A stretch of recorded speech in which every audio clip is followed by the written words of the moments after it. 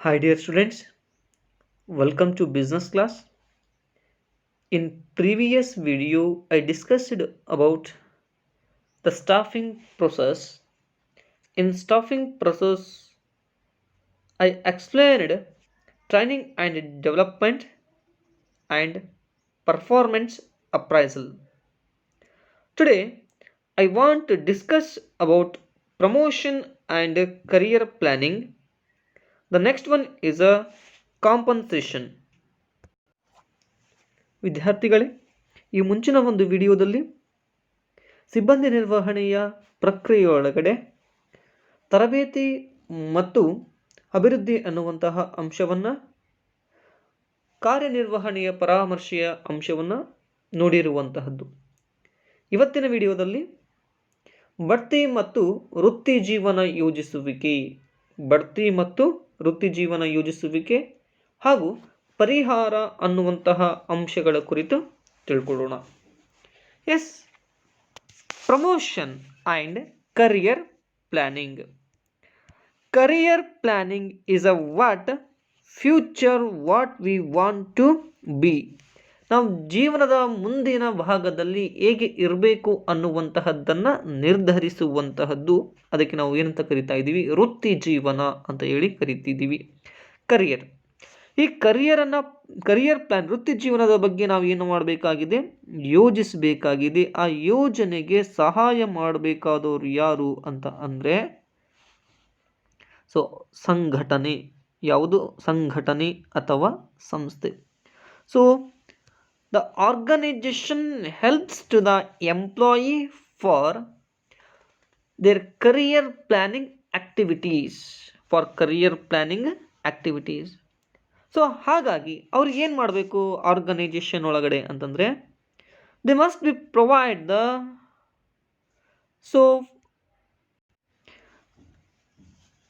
increase the salaries, increase the responsibility and increase the prestige. ಯಾರ್ದು ಅಂತಂದರೆ ಎಂಪ್ಲಾಯಿದು. ಅಲ್ಲಿ ಇರಬೇಕಾದಂತಹ ಉದ್ಯೋಗಿಗಳೇನಿದ್ದಾರೆ, ಆ ಉದ್ಯೋಗಿಗಳ ಜವಾಬ್ದಾರಿ ಹೆಚ್ಚಲಿಸಲಿಕ್ಕೆ ಅವಕಾಶವನ್ನು ಕಲ್ಪಿಸಿಕೊಡುವಂತಹದ್ದು, ಹೆಚ್ಚಿನ ವೇತನವನ್ನು ನೀಡುವಂತಹದ್ದು ಮತ್ತು ಅವರ ಆತ್ಮಗೌರವವನ್ನು ಹೆಚ್ಚಿಸಲಿಕ್ಕೆ ಏನು ಬೇಕಾಗಿದೆ ಅವೆಲ್ಲ ಪ್ರೋತ್ಸಾಹಕಗಳನ್ನು ನೀಡಬೇಕಾಗಿದ್ದು ಎಲ್ಲಿ ಅಂತಂದರೆ ಒಂದು ಸಂಸ್ಥೆ. ಈ ಎಲ್ಲ ಅಂಶಗಳು higher responsibility, more pay, higher status, greater Prestige, these elements comes under promotion. ಈ ಎಲ್ಲ ಅಂಶಗಳು ಎಲ್ಲಿ ಬರ್ತವೆ ಅಂತಂದರೆ ಒಂದು ಬಡ್ತಿ ಎನ್ನುವಂತಹ ಅಂಶದೊಳಗೆ ಬರುವಂತಹದ್ದು. ಯಾಕೆ ನಾವು ಬಡ್ತಿಯನ್ನು ಕೊಡಬೇಕು? What need in the organization. ಈ ಪ್ರಮೋಷನ್ ಅಂದರೆ ಏನು? ಸಿಂಪಲ್ ಆಗಿ ತಿಳ್ಕೊಳ್ಬೇಕು. ಕಡಿಮೆ ಹಂತದಲ್ಲಿ ಇರುವಂತಹ ವ್ಯಕ್ತಿಯನ್ನು ಉನ್ನತ ಹಂತಕ್ಕೆ ಏನು ಮಾಡಬೇಕು? ಕಳಿಸುವಂತಹ ಒಂದು ಪ್ರಕ್ರಿಯೆ. ಎಸ್, ಒಂದು ಪೊಸಿಷನ್ ಒಳಗೆ ಅಡ್ವಾನ್ಸ್ಡ್ ಪೊಸಿಷನ್ ಅಂತ ಹೇಳಿ ಕರಿತಾ ಇದ್ದೀವಿ. Where in the organization. ಈ ಮ್ಯಾನೇಜ್ಮೆಂಟ್ ಎರರ್ಚಿ ಒಳಗಡೆ ಈ ಅಡ್ವಾನ್ಸ್ಮೆಂಟ್ ಅನ್ನುವಂತಹದ್ದೇನಿದೆ, ಈ ಪೊಸಿಷನ್ಗೆ ಎಂಪ್ಲಾಯಿ ಸೆಲೆಕ್ಟ್ ಮಾಡಿದರೆ ಅದಕ್ಕೆ ನಾವು ಏನಂತ ಕರಿಬಹುದು? ಒಂದು ಪ್ರಮೋಷನ್ ಅಂತ ಹೇಳಿ ಕರಿತಾ ಇದ್ದೀವಿ. ಏನಂತ ಕರಿಬಹುದು? ಪ್ರಮೋಷನ್ ಅಂತ ಹೇಳಿ ಕರಿಬಹುದು, ಅಥವಾ ಬಡ್ತಿ ಅಂತ ಹೇಳಿ ಕರಿಬಹುದು. ಕೆಳ ಹಂತದಿಂದ ಉನ್ನತ ಹಂತಕ್ಕೆ ಒಬ್ಬ ವ್ಯಕ್ತಿಯನ್ನು ಆಯ್ಕೆ ಮಾಡುವಂತಹ ಪ್ರಕ್ರಿಯೆಗೆ ಇದು ನಾವು ಏನಂತ ಕರಿತಾ ಇದ್ದೀವಿ? ಬಡ್ತಿ. ಇಟ್ ಈಸ್ ಇಂಟರ್ನಲ್ ರಿಕ್ರೂಟ್ಮೆಂಟ್ ಅಂತ ಹೇಳಿನೂ ಕರಿಬಹುದು. It is internal recruitment. ಆಂತರಿಕವಾದಂತಹ ನೇಮಕಾತಿಯೊಳಗಡೆ ಬರುವಂತಹದ್ದು. ಆಂತರಿಕ ನೇಮಕಾತಿಯೊಳಗಡೆ ಬರ್ತದೆ. ಈ ರೀತಿ ಪ್ರಮೋಷನ್ ಮಾಡೋದ್ರಿಂದ ಏನಾಗ್ತದೆ? Yes, the employee will satisfied their work. ಒಬ್ಬ ವ್ಯಕ್ತಿ ತನ್ನ ಕೆಲಸದಲ್ಲಿ ಏನನ್ನು ಹೊಂದುತ್ತಾನೆ ಅಂದರೆ ತೃಪ್ತಿಯನ್ನು ಹೊಂದುತ್ತಾನೆ. Yes, the employees gets more interest in the work. ಅದು ಅಲ್ಲದೆ ತನ್ನ ಕೆಲಸದಲ್ಲಿ ಹೆಚ್ಚಿನ ಆಸಕ್ತಿಯನ್ನು ಹೊಂದಿ ಅವನು ಏನು ಮಾಡಬಹುದು? ನಿರ್ವಹಣೆಯನ್ನು ಮಾಡಬಹುದು. ಅದು ಅಲ್ಲದೆ the organization can the organization can retain the well equipped or well qualified person in long term. ಒಂದು ಅತ್ಯಧಿಕ ಕಾಲಾವಧಿಯೊಳಗಡೆ ಅತ್ಯಂತ ಎಕ್ಸ್ಪೀರಿಯನ್ಸನ್ನು ಹೊಂದಿದಂತಹ ಅನುಭವವನ್ನು ಹೊಂದಿದಂತಹ ವ್ಯಕ್ತಿಯನ್ನು, ಜ್ಞಾನವನ್ನು ಹೊಂದಿದಂತಹ ವ್ಯಕ್ತಿಯನ್ನು ಆ ಒಂದು ಸಂಸ್ಥೆಯೊಳಗಡೆ ರಿಟೈನ್ ಮಾಡಲಿಕ್ಕೆ ಅಂದರೆ ಉಳಿಸ್ಕೊಳ್ಳಿಕ್ಕೆ ಏನು ಮಾಡಬಹುದು, ಸಹಾಯಕವಾಗಿರುವಂತಹದ್ದು ಯಾವುದು ಅಂತಂದರೆ ಅದು ಪ್ರಮೋಷನ್ ಅಂತ ಅನ್ಸ್ಕೊಳ್ಳುವಂತಹದ್ದು. ಹಾಗಾದರೆ ಏನು ಪ್ರಮೋಷನ್ ಅಂದರೆ ನೋಡೋಣ ಏನು ಕೊಟ್ಟಿದ್ದಾರೆ. Organization must encourage the employees to grow and realize their full potential. Yes, it is the most important content. Which one? The organization should encourage the employees because the employees should know their potential where in the work. ತಮ್ಮ ಕೆಲಸದಲ್ಲಿ ಯಾವ ಸಾಮರ್ಥ್ಯವನ್ನು ಹೊಂದಿದ್ದಾರೆ ಅನ್ನುವಂತಹದ್ದಕ್ಕಾಗಿ, ಅವರು ಯಾವ ರೀತಿ ಬೆಳವಣಿಗೆಯನ್ನು ಹೊಂದ್ತಾ ಇದ್ದಾರೆ ಅನ್ನುವಂತಹದ್ದಕ್ಕಾಗಿ ಅವು ಏನು ಮಾಡಬೇಕು, ಒಂದು ಸಂಸ್ಥೆ ಅನ್ನುವಂತಹದ್ದು ಅವರಿಗೆ ಉತ್ತೇಜನವನ್ನು ನೀಡಬೇಕು. ಉತ್ತೇಜನ ನೀಡಿದಾಗ ಮಾತ್ರ ಅವರ ಸಾಮರ್ಥ್ಯ ಏನಂತ ಗೊತ್ತಾಗ್ತದೆ. ಹಾಗಾಗಿ it becomes necessary for all organization to address career related issues and promotional avenues to serve employees long term interest. ಒಬ್ಬ ವ್ಯಕ್ತಿಗೆ ಯಾವುದೇ ವೃತ್ತಿ ಜೀವನಕ್ಕೆ ಸಂಬಂಧಪಟ್ಟಂತೆ ಬಡ್ತಿಯನ್ನು ನೀಡುವುದರಿಂದ ಎಂಪ್ಲಾಯಿಗಳು ಏನಾಗಿರಬಹುದು, ಆಸಕ್ತಿ ಹೆಚ್ಚಾಗ್ತದೆ. ಅದು ಯಾವ ರೀತಿಯೊಳಗಂತಂದರೆ ಒಂದು ಭವಿಷ್ಯದಲ್ಲಿ ದೀರ್ಘಾವಧಿಯವರೆಗೆ ಇರುವಂತಹದ್ದು. Yes, promotions are an integral part of people's career. It is the most important content. Which one? The promotions are integral part. ಒಂದು ಭವಿಷ್ಯದೊಳಗೆ ವೃತ್ತಿ ಜೀವನಕ್ಕೆ ಸಂಬಂಧಿಸಿದಂತೆ ಒಬ್ಬ ಉದ್ಯೋಗಿಗೆ ಬಡ್ತಿ ಎನ್ನುವಂತಹದ್ದು ಅತ್ಯಂತ ಮಹತ್ವದಾಯಕ ಪಾತ್ರವನ್ನು ವಹಿಸುತ್ತದೆ ಅನ್ನುವಂತಹದ್ದನ್ನು ನಾವು ಮರಿಬಾರ್ದು. ಹಾಗಾಗಿ ಪ್ರಮೋಷನ್ ಅನ್ನುವಂತಹದ್ದೊಂದು ಸೆಂಟೆನ್ಸನ್ನು ಹೇಳ್ತಾ ಇದ್ದಾರೆ. What is a promotion? It refers to advancement of an employee in the management hierarchy. Advancement of employee in the management hierarchy like already I said, lower level to upper level. ಒಂದು ಹಂತದೊಳಗೆ ಏನಾಗಿರುವಂತಹದ್ದು, ಬಡ್ತಿಯನ್ನು ಹೋಗುವುದು, ಮೇಲಿನ ಹಂತಕ್ಕೆ ಏನಾಗುವುದು, ಹೋಗುವಂತಹದ್ದು. ಇದನ್ನು ನಾವು ಏನಂತ ಕರಿಬಹುದು ಅಂತಂದರೆ management hierarchy advancement ಅಂತ ಹೇಳಿ ಕರಿಬಹುದು. Promotion is generally accomplished by greater job responsibility, more pay, higher status and greater Prestige. ಒಂದು ಯಾವುದನ್ನು ಕಂಪ್ಲೀಟ್ ಮಾಡ್ತದೆ ಅಥವಾ ಯಾವುದನ್ನು ಪೂರ್ಣಗೊಳಿಸ್ತದೆ, ಒಬ್ಬ ವ್ಯಕ್ತಿಯ ಆಶಯ ಒಳಗಡೆ ಏನಿರ್ತವೆ, ಒಬ್ಬ ವ್ಯಕ್ತಿಯ ಜೀವನಕ್ಕೆ ಸಂಬಂಧಪಟ್ಟಂತೆ ಬಯಕೆಗಳೇನಾಗಿರ್ತವೆ, ಆ ಬಯಕೆಗಳನ್ನು ಪೂರ್ಣಗೊಳಿಸುವಂತಹ ಸಾಮರ್ಥ್ಯ ಯಾವುದಕ್ಕಿದೆ ಅಂತಂದರೆ ಅದು ಬಡ್ತಿಗೆ ಇರುವಂತಹದ್ದು. ಅದು ಏನನ್ನು ಒಳಗೊಂಡಿದೆ ಅಂದರೆ ಉತ್ತಮವಾದಂತಹ ಜವಾಬ್ದಾರಿಯನ್ನು ಕಲ್ಪಿಸಿಕೊಡ್ತದೆ. ಅದು ಅಲ್ಲದೆ ಅತಿ ಹೆಚ್ಚು ಸಂಬಳವನ್ನು ಒಳಗೊಂಡಿರುವಂತಹದ್ದು. ಅದು ಅಲ್ಲದೆ ಅಲ್ಲಿರುವಂತಹ ಒಂದು ಸ್ಟೇಟಸ್ ಅಂದರೆ ಅಲ್ಲಿ ನಾವು ಯಾವ ರೀತಿಯೊಳಗೆ ನಾವು ಇದ್ದೀವಿ ಅನ್ನುವಂತಹದ್ದೊಂದು ಘನತೆ ಅಂತ ಹೇಳಿ ಕರಿತಾ ಇದ್ದೀವಿ. ಆ ಘನತೆಗೆ ಸಂಬಂಧಪಟ್ಟಂತೆ ಇದು ನೀಡುವಂತಹದ್ದು. ಅದು ಅಲ್ಲದೆ ಪ್ರೆಸ್ಟೀಜ್ ಅನ್ನುವಂತಹದ್ದು ನಾವು ಕಾಣ್ತಾ ಇದ್ದೀವಿ. ಅಲ್ಲದೆ ಕಮಿಷನ್ ಆದರೂ ಆಗಿರಬಹುದು, ಬೋನಸ್ ಅಂತ ಏನೋ ಪ್ರೆಸ್ಟೀಜ್ಗಳಲ್ಲಿ ನಾವು ಕಾಣಬಹುದು. ಈ ರೀತಿಯಾದ ಅಂಶಗಳು ಸಂತೃಪ್ತಿಯನ್ನು ನೀಡುವಂತಹದ್ದು ನಾವು ಕಾಣಬಹುದು. Higher pay, higher status, greater Prestige and greater responsibilities. ಎಲ್ಲಿ ಅಂತ ಬಂದಾಗ ಅದು ಪ್ರಮೋಷನ್ ಒಳಗೆ ಕಾಣ್ತಾ ಇದ್ದೀವಿ. ಒಂದು ಎಕ್ಸಾಂಪಲ್ ಹೇಳಿ ನೋಡೋಣ. ಲೆಕ್ಚರ್ ಆಗಿ ಕೆಲಸ ಮಾಡೋದಕ್ಕೂ ಮತ್ತು ಪ್ರಿನ್ಸಿಪಲ್ ಆಗಿ ಕೆಲಸ ಮಾಡೋದಕ್ಕೂ ಏನಾಗ್ತದೆ, ವ್ಯತ್ಯಾಸ ಇರ್ತದೆ. ಕಾರಣ ಏನು? Lecturers responsibility is limits regarding to their syllabus. ಯಾವುದಕ್ಕೆ ಸಂಬಂಧಪಟ್ಟಂತೆ ಅವನ ಸಿಲೆಬಸ್ಸನ್ನು ಮಾಡ್ಕೊಳ್ಳಿಕ್ಕೆ ಅಷ್ಟೇ ಸಂಬಂಧಪಟ್ಟಂತೆ ಏನಾಗಿರ್ಬೋದು, ಅವನ ಕೆಲಸಗಳು ಅಲ್ಲೇ ಸೀಮಿತವಾಗಿರ್ತವೆ. ಇನ್ನು 10 ವರ್ಷ ಎಕ್ಸ್ಪೀರಿಯನ್ಸನ್ನು ಹೊಂದಿ ಸೊ ನೆಕ್ಸ್ಟ್ ಎಲ್ಲದರಲ್ಲೂ ಎಲ್ಲ ಚಟುವಟಿಕೆಗಳಲ್ಲೂ ಎಕ್ಸ್ಪರ್ಟ್ ಆದರೆ, ಯಾಕಂದರೆ ಪರ್ಫಾರ್ಮೆನ್ಸ್ ಅಪ್ರೈಸಲ್ ಮಾಡ್ತಾರೆ, ರಿಪೋರ್ಟ್ ಕೊಡ್ತಾರೆ, ಟ್ರೈನಿಂಗನ್ನು ಪ್ರೊವೈಡ್ ಮಾಡ್ತಾರೆ ಎಲ್ಲ ಚಟುವಟಿಕೆಗಳಿಗೆ ಸಂಬಂಧಪಟ್ಟಂತೆ. ಅವನೇನಾದರೂ ಪ್ರಿನ್ಸಿಪಲ್ ಆದರೆ ಅಲ್ಲಿ ಏನಾಗಿರುವಂತಹದ್ದು ರೆಸ್ಪಾನ್ಸಿಬಿಲಿಟಿ ಇನ್ಕ್ರೀಸ್ ಆಗ್ತದೆ, ಸ್ಯಾಲರಿ ಇನ್ಕ್ರೀಸ್ ಆಗ್ತದೆ, ಆಮೇಲೆ ಅವನ ಸ್ಟೇಟಸ್ ಇನ್ಕ್ರೀಸ್ ಆಗುವಂತಹದ್ದು, ಅದು ಪ್ರೆಸ್ಟೀಜ್ ಅನ್ನುವಂತಹದ್ದು ಇರ್ತದೆ. ಸೊ ಈ ರೀತಿಯಾಗಿ ಇರೋದ್ರಿಂದ ಆ ಸಂಸ್ಥೆಯನ್ನು ಬಿಡಲಿಕ್ಕೆ ಅವನು ಏನಾಗಂಗಿಲ್ಲ, ಇಷ್ಟಪಡದೇ ಇರುವಂತಹದ್ದು ನಾವು ಕಾಣ್ತೀವಿ. Yes, it is the most important content. Next one,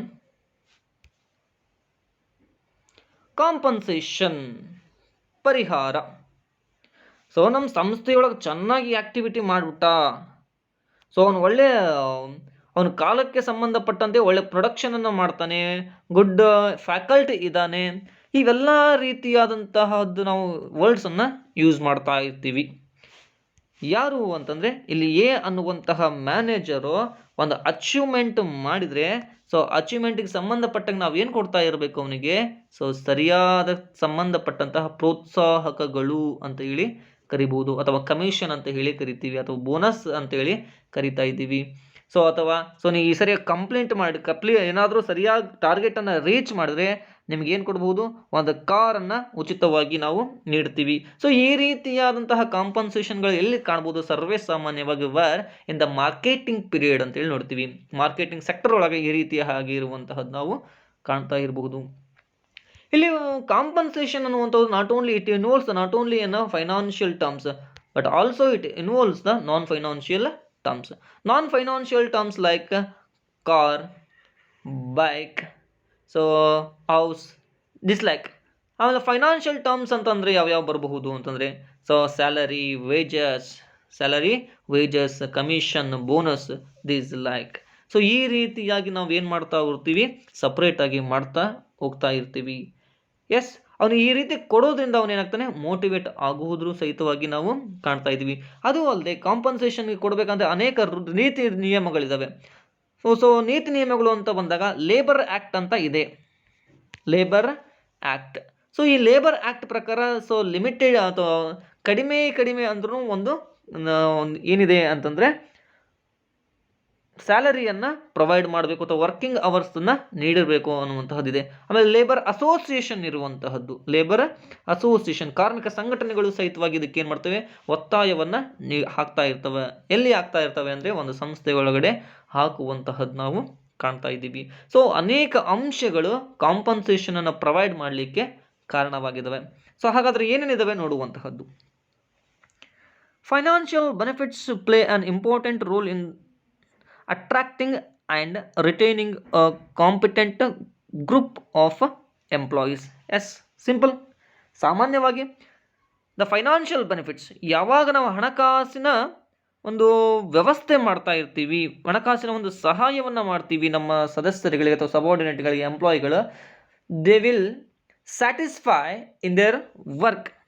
ಅವ್ರು ಏನು ಮಾಡ್ತಾರೆ, ಅಟ್ರಾಕ್ಟ್ ಆದ್ರ ಜೊತೆಗೆ ಅವ್ರು ಏನು ಮಾಡ್ತಾರೆ, ಇಲ್ಲೇ ನಮ್ಮಲ್ಲಿ ಉಳಿಯುವಂತಹದ್ದು ನಾವು ಕಾಣ್ತೀವಿ. ಅಂಥ ವ್ಯಕ್ತಿಗಳು ಉಳಿತಾರೆ, ಅದು ಇಂಪಾರ್ಟೆಂಟ್ ಅಂತಂದರೆ, ಸೊ ಚೆನ್ನಾಗಿರುವಂತಹ ಸೌಂಡ್ ಬಾಡೆಡ್ ಪೀಪಲ್, ಸೊ ಅಂತಹ ವ್ಯಕ್ತಿಗಳು ನಮ್ಮ ಜೊತೆ ಇರ್ತಾರೆ. ಹಾಗಾಗಿ so manager should develop a sound compensation policy. ಅದಕ್ಕಾಗಿ ಒಬ್ಬ ವ್ಯವಸ್ಥಾಪಕ ಉತ್ತಮವಾದ ಪರಿಹಾರದ ನೀತಿಯನ್ನು ಏನು ಮಾಡಬೇಕು, ರೂಪಿಸಬೇಕಾಗ್ತದೆ. Basically the price of the job needs to determined. ನಾವು ಸರ್ವೇ ಸಾಮಾನ್ಯವಾಗಿ ಯಾವುದನ್ನು ನೋಡ್ತೀವಿ, ಪ್ರೈಸ್ ಆಫ್ ದ ಜಾಬ್, ಅಲ್ಲಿ ಸ್ಯಾಲರಿ, ಅದು ಹಣ ಎಷ್ಟಿದೆ ಆ ಹಣದ ಮೇಲೆ ಡಿಪೆಂಡ್ ಆಗಿರ್ತದೆ. So compensation refers to all form of pay R rewards given to the employees. Yes, compensation refers to all forms of pay or rewards given to employee. So ಒಂದು ಸಂಸ್ಥೆಯೊಳಗಡೆ ಇರುವಂತಹ ಉದ್ಯೋಗಿಗಳಿಗೆ ಏನನ್ನು ನೀಡುವುದು, ಸೊ ವೇತನ ಆದರೂ ನೀಡಿರುವಂತಹದ್ದು ಅಥವಾ ಅದಕ್ಕೆ ಪ್ರೋತ್ಸಾಹಕಗಳನ್ನು ನೀಡುವಂತಹ ಒಂದು ವ್ಯವಸ್ಥೆಗೆ ನಾವು ಪರಿಹಾರ ಅಂತ ಹೇಳಿ ಕರಿತಾ ಇದ್ದೀವಿ. ಸೊ ಹಾಗಾಗಿ the compensation policy is significantly influenced by companies financial strength.